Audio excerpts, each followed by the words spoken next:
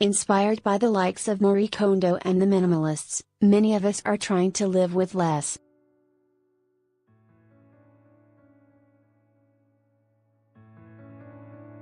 But there's a group who can't be convinced to part with their treasures: collectors.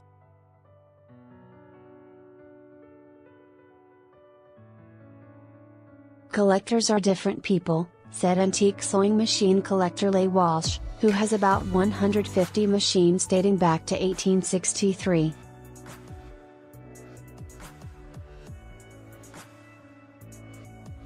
People who don't collect, they don't understand why collectors have such a passion, he said.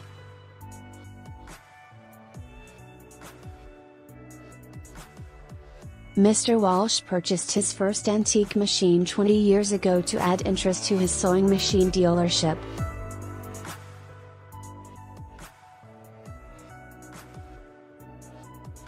Since then, he has traveled to Europe and the USA to buy machines to enhance his collection.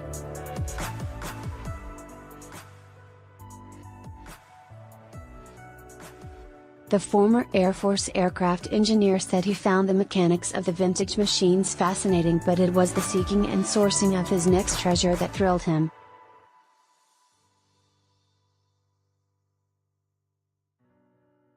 Kiss collecting for 40 years. Kiss fan Paul Nielsen started collecting the band's merchandise at age 6.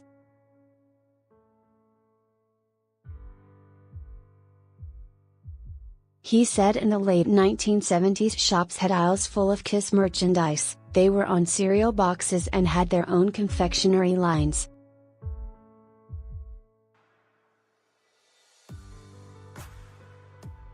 Mr. Nielsen said as a lot of his collection was accrued as a child, he has things that are incredibly rare, as few adults would have thought to keep them.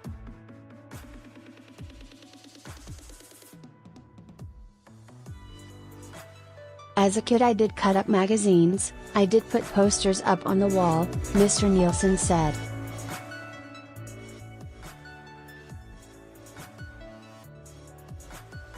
And some of them are damaged, but I still have them, and some items are very well preserved because I just had the need to look after them.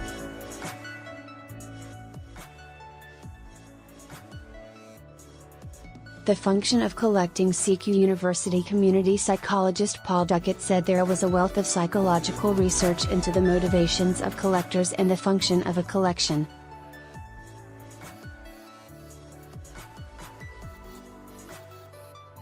He said in an increasingly busy world, a collection could be a way for someone to control one aspect of their life, and this might reduce anxiety.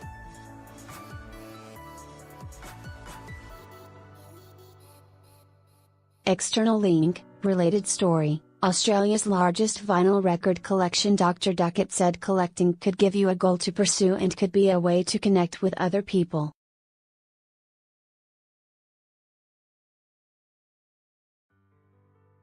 It connects you to other collectors, Dr. Duckett said. Collecting can be a manifestation of nostalgia for the past or a way to leave a legacy of yourself for future generations.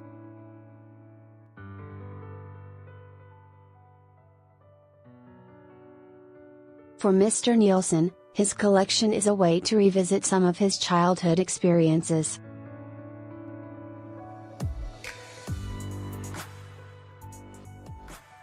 There are a lot of items here that I look at and I think, wow, I actually remember being excited getting this, he said.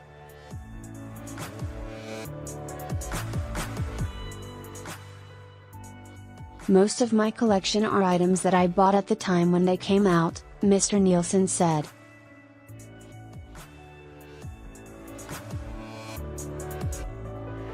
I am not a big fan of eBay buying of old items because there is no sentimental value there for me.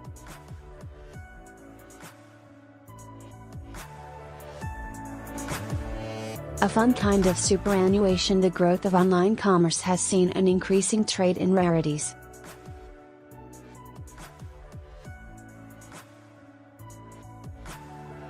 Rare variations on free supermarket toys have sold for hundreds of dollars, as have second-hand cloth nappies.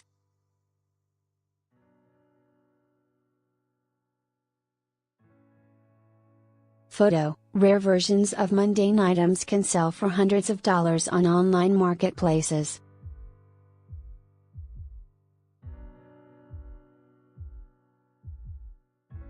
Supplied, eBay. Dr. Duckett said increasingly the sense of value of a collection was a motivator to collect.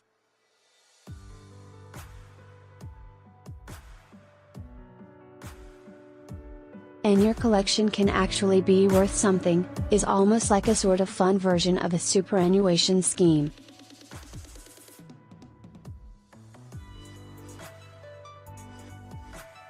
Mr. Walsh said people were increasingly aware of the resale value of what might once have been considered junk.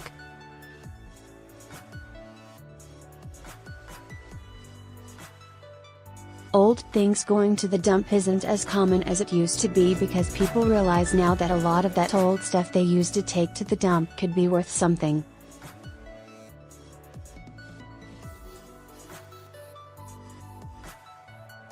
Sharing the passion for collecting, Mr. Walsh suspects his collection of antique sewing machines might be the second largest in Australia.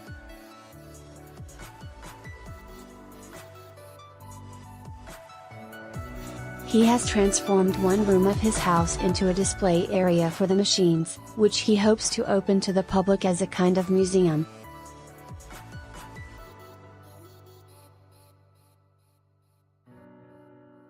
Mr. Nielsen said his memorabilia was mostly boxed up to protect the items and to keep everybody happy, however he has displayed his collection publicly several times.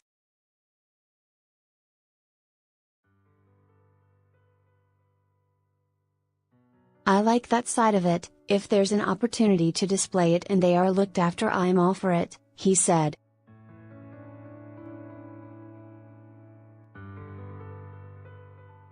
More stories from Queensland.